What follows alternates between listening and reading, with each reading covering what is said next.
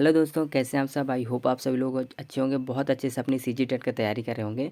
जैसा कि आप सभी लोग जानते हैं दोस्तों, आप लोग का एग्ज़ाम 1 फरवरी को है। तो इसके लिए दोस्तों मैं आपके लिए एक प्रैक्टिस सीरीज़ ला रहा हूँ। इसमें हम क्या करेंगे, सीजी टेट के जितने भी PYQ हैं, तो इसमें हम क्या करेंगे, PYQ हैं जितने भी, उसको ज़्यादा से ज़्यादा हम क्या करेंगे दोस्तों, प्रैक्टिस करने का मैं कोशिश कराऊँगा इस सीरीज़ में। इसमें हम क्या करेंगे, हम सारे विषय का जो PYQ है उनका हम प्रैक्टिस करेंगे दोस्तों। तो ये जो आज का पर्टिकुलर वीडियो है वो हिंदी पेडागोजी के ऊपर है। तो हिंदी पेडागोजी के जितने भी PYQ हैं उसमें से उनको मैं प्रैक्टिस कराने की कोशिश करूँगा दोस्तों। ये जो वीडियो है क्लास नंबर 1 है। तो आप लोगों को क्या करना है, इस वीडियो को लाइक करना है, इस चैनल पर पहली बार तो चैनल को सब्सक्राइब करना है। तो दोस्तों ये जो क्वेश्चन मैं आपको प्रैक्टिस कराऊंगा वो तो सीजी टेट के लिए इंपॉर्टेंट होंगे ही, साथ ही शिक्षक भर्ती के लिए बहुत ज़्यादा इंपॉर्टेंट हो जाएंगे। तो मैं क्या करूंगा, इसमें जल्दी से जल्दी कराने की कोशिश करूंगा। तो चलिए आज के इस वीडियो को शुरुआत करते हैं। तो देखिए आपके सामने पहला क्वेश्चन है, निम्न में से कौन सी अवस्था बालकों में उत्तरकालीन भाषा विकास की अवस्था नहीं है। इसमें देखिए क्या है, नहीं है पूछ रहा है दोस्तों। तो इसका सही जो आंसर हो जाएगा वो हो जाएगा ऑप्शन नंबर बी। ठीक है, तो चलिए अगला क्वेश्चन पे चलते हैं हम लोग। अगला क्वेश्चन है, बच्चा भाषा तभी सीखता है। तो हम इसमें बताने कि बच्चा भाषा कब सीखता है। तो कब सीखता है, जब वह सक्रिय होता है, जब उसमें समझ ना हो, जब उसमें कोई विकार हो, जब वह निष्क्रिय हो। तो ये भी देखिए दोस्तों, ये भी जो क्वेश्चन है वो CG व्यापम असिस्टेंट टीचर 2019 में आया हुआ है। तो इसका जो सही आंसर है ऑप्शन नंबर बी हो जाएगा, ऑप्शन नंबर ए हो जाएगा। ठीक है, जो बच्चा कब सीखता है भाषा, जब वह सक्रिय होता है। ठीक है, चलिए अगला क्वेश्चन चलते हैं। मानव और पशुओं की भाषा सीखने की क्षमता अध्ययन संबंधी प्रयोग हुए अधिकतर। तो इसमें पशुओं पे किन किन पे ज़्यादा इसमें प्रयोग हुए हैं उसको हमको बताना है। तो ये भी जो क्वेश्चन है दोस्तों बहुत इंपॉर्टेंट हो जाता है। तो इसका जो सही आंसर है वो है दोस्तों उत्तर number B, option number B जो है चिंपांजी और वानरों, इस पे सबसे ज़्यादा प्रयोग हुए हैं दोस्तों। ठीक है, चलिए अगला क्वेश्चन है, पढ़ने में बाधा नहीं है, पढ़ने में बाधा नहीं है। तो ये क्वेश्चन नहीं है, इसको ध्यान रखना है। इसमें आपके ऑप्शन है, देखिए सारे नियम पहले ही बता डालना, उच्चारण पर ही जोर देते रहना, सटीकता पर जोर देते रहना, लिखी हुई चीज़ों का अर्थ निकालना। तो इसका सही जो आंसर है दोस्तों हो जाएगा आंसर नंबर डी। बच्चों को जो पढ़ रहे हैं उनका अर्थ, जो लिखे हैं जो पढ़ा रहे हैं उनको अर्थ भी समझ में आना चाहिए। ठीक है, चलिए अगला क्वेश्चन है, बच्चों के सीखने की प्रक्रिया में सर्वाधिक महत्वपूर्ण भूमिका होगी। तो इसमें कौन सा सबसे महत्वपूर्ण भूमिका है ये हमको बताना है। देखिए पहला ऑप्शन है, बच्चे द्वारा भाषाई प्रयोग के नियम पकड़ना, बच्चे का उच्चारण, व्याकरण का ज्ञान, पाठ्य पुस्तकों की सामग्री। तो इसमें जो सबसे, इसका जो आंसर हो जाएगा दोस्तों हो जाएगा ऑप्शन नंबर ए। इसका जो ऑप्शन है आंसर नंबर ए इसका सही हो जाएगा। चलिए दोस्तों अगले क्वेश्चन में चलते हैं। अगला क्वेश्चन है, बच्चों में भाषा सीखने की क्षमता एवं समझ विकसित हो इसके लिए आवश्यक क्या है। तो बच्चों में भाषा सीखने, अरे सॉरी दोस्तों, बच्चों में भाषा सीखने और समझने की क्षमता विकसित हो इसके लिए क्या जरूरी है, क्या महत्वपूर्ण है, क्या आवश्यक है। ठीक है, पहला ऑप्शन है, जिसकी भाषा शैली में वक्ता व बच्चा सहज हो उसी का प्रयोग करना चाहिए। जिस भाषाई शैली में वक्ता सहज हो उसी का प्रयोग करना चाहिए। जिस भाषाई शैली में वक्ता असहज हो वह बच्चा असहज हो उसी का प्रयोग करना चाहिए। जिस भाषाई शैली में वक्ता असहज हो वह बच्चा असहज हो उसी का प्रयोग करना चाहिए। तो इसका सही जो आंसर है दोस्तों वो है आंसर नंबर ए। जो ऑप्शन नंबर ए है दोस्तों ये इसका सही आंसर हो जाता है। ठीक है, चलिए अगला क्वेश्चन पे चलते हैं।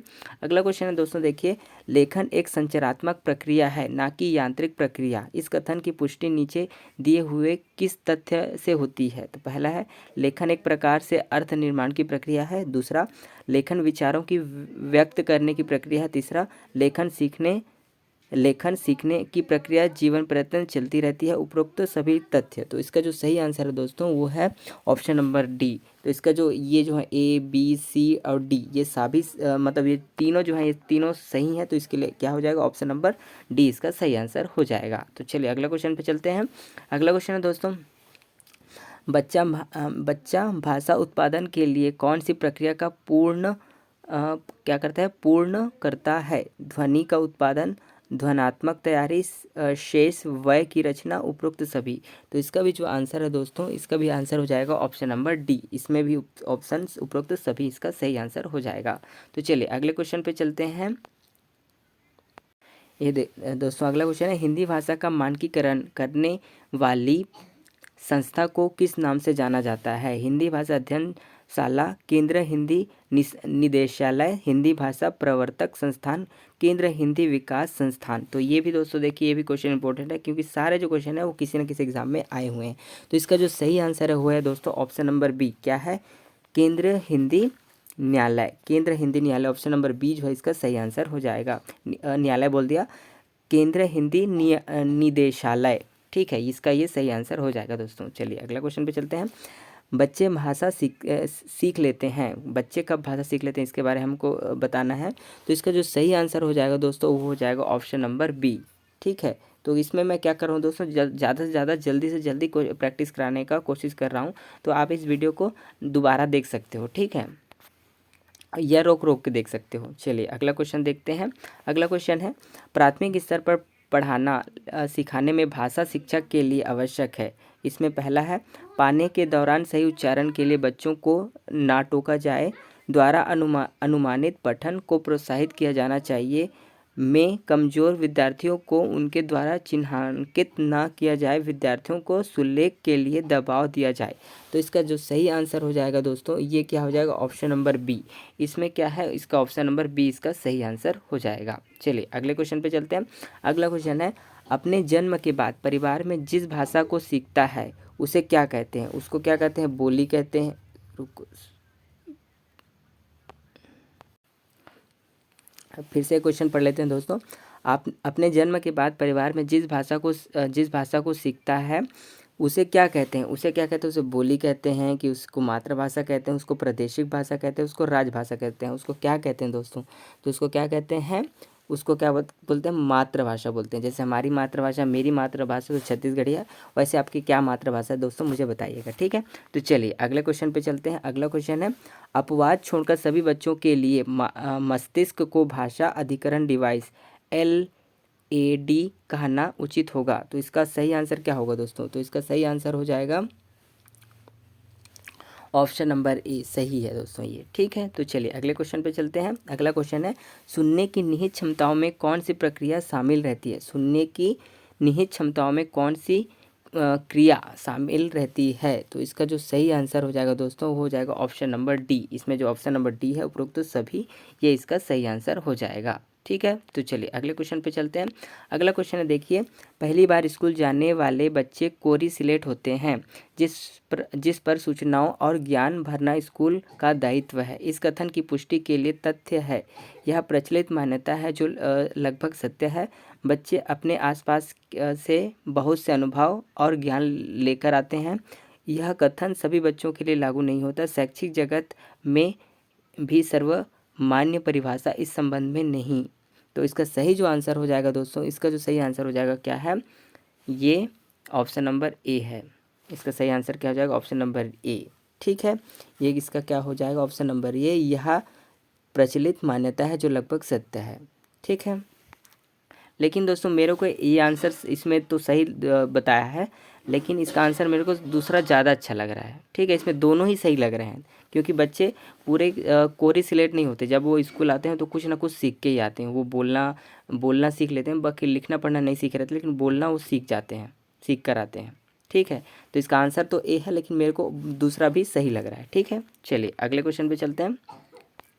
अगला क्वेश्चन है दोस्तों, मनुष्य और जानवरों की भाषा में अंतर होने का प्रमुख कारण क्या है? मानव मस्तिष्क का अधिक विकसित होना, मानव का सामाजिक संबंध होना, जानवरों को प्रशिक्षित ना करना, मनुष्य और जानवरों की शारीरिक संरचना। तो इसका सही जो आंसर हो जाएगा दोस्तों क्या है, ऑप्शन नंबर ए। जो ऑप्शन नंबर ए है इसका सही आंसर हो जाएगा। चलिए दोस्तों अगले क्वेश्चन पे चलते हैं। अगला क्वेश्चन है, देखिए दोस्तों, मनुष्य और जानवरों की भाषा में अंतर होने, तो क्वेश्चन रिपीट हो गया। हाँ, अगला क्वेश्चन है, स्कूल की भाषा और घर की भाषा में अंतर होने से, मतलब जो स्कूल में भाषा बोलते हैं और घर में जो भाषा बोलते हैं उसमें अंतर होने से क्या होता है उसके बारे में देखते हैं। बच्चे पुस्तक नहीं पढ़ पाते, बच्चों को लिखने में कठिनाई होती है, भाषा सीखने में बच्चों को समस्या होती है, इनमें से कोई नहीं। इसका जो सही आंसर हो जाएगा दोस्तों वो हो जाएगा ऑप्शन नंबर सी, ठीक है। ऑप्शन नंबर सी जो है इसका सही आंसर है, ठीक है, ठीक है। तो अगले क्वेश्चन पे चलते हैं। अगला क्वेश्चन है, कौन सा प्रश्न कक्षा में बहुभाषिकता को परिभाषित करता है? तुम्हारी बड़ी बहन का क्या नाम है? ठीक है, ये तो उतना अच्छा नहीं है। ठीक है, अच्छी लगने वाली महक को क्या कहते हैं? तुम्हारे घर में तुमने क्या खाया? माँ को अपनी अपनी भाषा में क्या कहते हैं? तो इसका सही जो आंसर है दोस्तों वो हो जाएगा ऑप्शन नंबर डी। जो ऑप्शन नंबर डी है, ठीक है, वो इसका सही आंसर हो जाएगा। ठीक है, चलिए अगले क्वेश्चन पे चलते हैं। अगला क्वेश्चन है दोस्तों, सामान्यतः बालक ध्वनि को सुनकर प्रतिक्रिया देना प्रारंभ करता है। मतलब जब बच्चा कितने महीना का होता है तब, या कितने वर्ष का होता है जब वो ध्वनियों को, मतलब आवाज़ को सुनता है और अपनी प्रक्रिया देता है। ठीक है, तो इसका जो सही आंसर है, देखो दोस्तों, इसमें कौन कौन सा ऑप्शन है? 6 से 7 माह में, 2 से 3 वर्ष में, 8 से 10 माह में, या 4 वर्ष में। तो इसका जो सही आंसर हो जाएगा वो है option number A. Option number A इसका सही आंसर हो जाएगा। ठीक है, चलिए अगले क्वेश्चन पे चलते हैं। ये तो क्वेश्चन रिपीट हो गया। चलिए अगला क्वेश्चन, प्राथमिक स्तर में भाषा शिक्षण का प्रमुख उद्देश्य होना चाहिए। क्या उद्देश्य होना चाहिए इसके बारे में देखते हैं। वर्ण पढ़ने की क्षमता विकसित करना, शब्दों का शुद्ध उच्चारण करना, बच्चों की कल्पनाशील और सृजनात्मकता को विकसित करना, विराम चिन्हों का प्रयोग करने की क्षमता विकसित करना। प्राथमिक स्तर पर भाषा शिक्षण का प्रमुख उद्देश्य क्या होना चाहिए, ये हमको बताना है। तो इसका जो सही आंसर हो जाएगा दोस्तों, क्या हो जाएगा? Option number C. क्या है? बच्चों की कल्पनाशीलता और सृजनात्मकता को विकास करना, ये हमारा भाषा शिक्षण का प्रमुख उद्देश्य होना चाहिए। ठीक है, चलिए अगले क्वेश्चन पे चलते हैं। अगला क्वेश्चन है दोस्तों, देखिए, कौन सा प्रश्न कक्षा में बहुभाषिकता को प्रदर्शित करता है? मतलब कौन सा बहुभाषी, तो क्वेश्चन रिपीट हो गया दोस्तों, ये मैंने पिछले बता दिया है। इसका जो सही आंसर है दोस्तों, इसका आंसर हो जाएगा ऑप्शन नंबर, इसका जो सही आंसर है वो ऑप्शन नंबर तीसरा है। ठीक है, मतलब चौथा है। चलिए अगले क्वेश्चन पे चलते हैं। ये भी रिपीटेड है दोस्तों क्वेश्चन। चलिए अगला क्वेश्चन देखते हैं। भाषा विकास के प्रमुख चरण क्रमशः निम्न हैं। तो इसमें से कौन सा जो है वो प्रथम चरण है क्रमशः में, इसको हमको बताना। तो इसका सही आंसर है दोस्तों क्या है? Option number A. इसका ऑप्शन नंबर ए इसका सही आंसर हो जाएगा। तो चलिए अगले क्वेश्चन पे चलते हैं। भाषा कौशल के संदर्भ में कौन सा कथन उचित है? इसमें कौन सा कथन सत्य है या सही है, उसके बारे में हमको बताना है। पहला है, भाषा कौशल के विकास में अभ्यास की अपेक्षा भाषिक नियमों का ज्ञान जरूरी है। भाषा के चारों और कौशल परस्पर अंतः संबंधित है। बच्चे केवल सुनना, बोलना, पढ़ना, लिखना कौशल क्रम से ही सीखते हैं। विद्यालय में केवल पढ़ना, लिखना और कौशलों पर बल देना चाहिए। तो इसका जो सही आंसर हो जाएगा दोस्तों वो क्या हो जाएगा? इसका जो सही आंसर है दोस्तों वो है option number B. Option number B जो है इसका सही आंसर हो जाएगा। चलिए अगला क्वेश्चन देखते हैं। पाठन के अंत में ऐसे अभ्यास एवं गतिविधियां हो जो सरल भाषा वाले हो, पाठ पर बिल्कुल आधारित ना हो, बच्चों को स्वयं कुछ करने और सीखने का अवसर प्रदान करते हो, केवल पाठ से संबंधित हो। तो इसका जो सही है दोस्तों, इसका सही जो आंसर हो जाएगा ऑप्शन नंबर सी। जो तीसरा ऑप्शन है ये जो है बच्चों को स्वयं कुछ करने और सीखने का अवसर प्रदान करे, ये इसका सही आंसर हो जाएगा। चलिए अगले क्वेश्चन पे चलते हैं। अगला क्वेश्चन है, उच्च प्राथमिक स्तर पर हिंदी भाषा के विकास के लिए कौन सी गतिविधि उपयोगी नहीं होगी? तो इसमें क्वेश्चन दिया देखो दोस्तों, देखिए नहीं हो सकती, सॉरी। तो इसको आपको ध्यान में रखना है। चलिए तो ऑप्शन है, मुहावरों के अर्थ लिखकर वाक्य बनाना, सूचना डायरी लेखन, विज्ञापन लेखन आदि का कार्य करना। सॉरी दोस्तों, कॉल आ गया था। तो चलिए क्वेश्चन फिर से करते हैं। उच्च प्राथमिक स्तर पर हिंदी भाषा विकास के लिए कौन सी गतिविधि उपयोगी नहीं होगी? इसमें क्वेश्चन बोल रहा है दोस्तों नहीं होगी। ठीक है, तो इसमें क्या नहीं होगी ये हमको देखना है। मुहावरों के अर्थ लिखकर वाक्य बनाना, सूचना डायरी लेखन, विज्ञापन लेखन आदि का कार्य करवाना, विज्ञापन पोस्टरों, साइन बोर्ड और भाषा के अन्य उपयोगों का विश्लेषण करना, पढ़ी गई कहानियों का समूह नाटकीय रूपांतरण करना। तो इसका सही जो आंसर हो जाएगा दोस्तों वो हो जाएगा option number A. Option number A जो है इसमें मुहावरों का अर्थ लिखकर वाक्य बनाना, ये इसका सही आंसर हो जाएगा। ठीक है, चलिए अगले क्वेश्चन पे चलते हैं। अगला क्वेश्चन है दोस्तों, देखिए अगला क्वेश्चन है, बच्चे अक्सर खेलते हुए खेल गीत का प्रयोग करते हैं। देखिए दोस्तों, जब भी बच्चे खेलते रहते हैं कुछ कुछ गाना गाते रहते हैं। छोटे छोटे बच्चों को आप लोग देखते होंगे। ये खेल गीत भाषाई कौशल के विकास में किस प्रकार सहायक हैं? ठीक है, तो बच्चे लोग जो खेलते हुए गाना गाते रहते हैं उनके भाषाई कौशल के लिए विकास के लिए किस प्रकार सहायक है, इसको हमको बताना है। बालक की ऊर्जा को बाहर लाने में अशुद्ध भूमिका निभाते हैं। भाषा के रचनात्मक इस्तेमाल के निराले स्रोत हैं। बुनियादी कौशल के अर्जन का उपयोग साधन है। उपरोक्त सभी। तो इसका जो आंसर है दोस्तों ये हो जाएगा, इसका सही आंसर जो हो जाएगा दोस्तों वो हो जाएगा ऑप्शन नंबर डी। इसमें जो उपरोक्त सभी हैं इसका सही आंसर हो जाएगा। ठीक है दोस्तों, चलिए अगले क्वेश्चन पे चलते हैं। अगला क्वेश्चन है, इनमें से कौन सा भाषा कला में सबसे कम प्रभावी तरीका है। इसमें कौन सा कम प्रभावी तरीका है, इसके बारे में हमको बताना है। या इसमें है श्रुति लेख है, कहानी लेखन है, घटना लेखन है या कहानी कहना है। तो इसका सबसे कम प्रभावी तरीका है वो है दोस्तों श्रुति लेख। श्रुति लेख जो है वो क्या है, सबसे कम प्रभावी है। ठीक है, चलिए अगले क्वेश्चन पे चलते हैं। अगला क्वेश्चन है, देखिए, क्विज, वाद विवाद एवं अंताक्षरी भी एक रूप होती है। ठीक है, तो इसमें इसका सही आंसर क्या हो जाएगा दोस्तों, इसका सही जो आंसर हो जाएगा वो है ऑप्शन नंबर बी।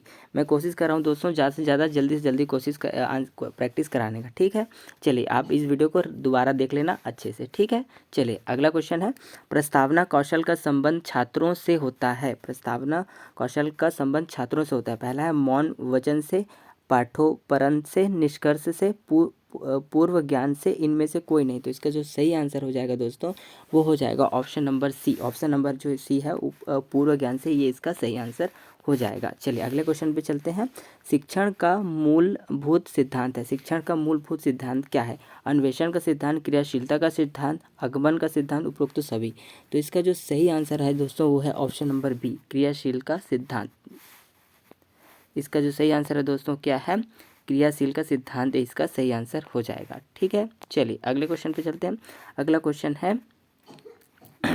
शिक्षण का कार्य सर्वाधिक महत्वपूर्ण उद्देश्य है। शिक्षण का कार्य का सबसे सर्वाधिक महत्वपूर्ण उद्देश्य क्या है, पर्यावरण की शिक्षा देना, उपयोगी ज्ञान प्रदान कर सर्वांगीण विकास करना, बालक का स्वास्थ्य ठीक रखना, जनसंख्या शिक्षा देना। तो इसका सही जो आंसर है दोस्तों वो हो जाएगा option number B. Option number B जो है उपयोगी ज्ञान प्रदान कर सर्वांगीण विकास करना, इसका जो सही आंसर ये हो जाएगा। ठीक है, चलिए तो आज का दोस्तों ये लास्ट क्वेश्चन है। देखिए आज का ये लास्ट क्वेश्चन है, बाकी क्वेश्चन हम कल शुरू करेंगे, कल से करेंगे। तो आज के इस वीडियो का लास्ट क्वेश्चन है। देखिए, पूर्ण से अंश की ओर का शिक्षण सूत्र आधारित है। ठीक है, पूर्ण से अंश की ओर का शिक्षण का सूत्र आधारित है। किस पर आधारित है, बाल मनोवैज्ञानिक पर, प्राणी विज्ञान पर, गेस्टल मनोवैज्ञानिक पर, जीव विज्ञान पर। तो इसका सही जो आंसर है दोस्तों वो हो जाएगा option number C. Option number जो सी है इसका ये सही आंसर हो जाएगा। तो दोस्तों आज का वीडियो कैसा लगा प्लीज़ मुझे बताइए। इस वीडियो को आप इस चैनल पर पहली बार तो चैनल को सब्सक्राइब कर लीजिएगा। और मैं और कैसे हम जल्दी प्रैक्टिस कर सकते हैं इसका भी मुझे सजेशन दीजिएगा दोस्तों। तो चलिए हम मिलते हैं अपने नेक्स्ट वीडियो में, तब तक के लिए अच्छे से तैयारी करते रहिएगा। ठीक है, इसका पार्ट 2 भी आएगा। ऐसे हम सारे सब्जेक्ट का PYQ प्रैक्टिस करेंगे दोस्तों। ठीक है, तो मिलते हैं अपने नेक्स्ट वीडियो में।